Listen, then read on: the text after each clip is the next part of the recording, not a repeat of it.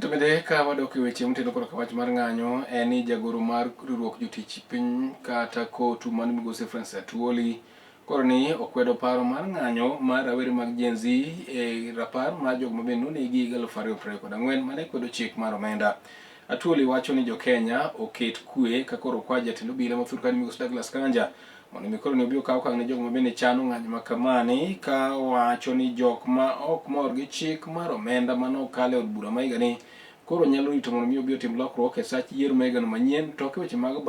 bago ng'anyo mawacho ni medo hinyo chenrogo mag dongruok ma pacho ka.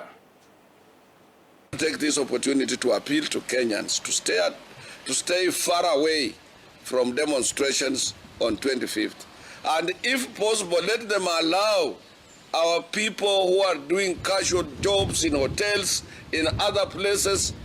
go to their places of work undisturbed. If you look at what they are demonstrating for, there's nothing. Any country must have a finance bill, must have a budget. How would you stop the country from not having a budget or a bill or finance bill to run the business of the government?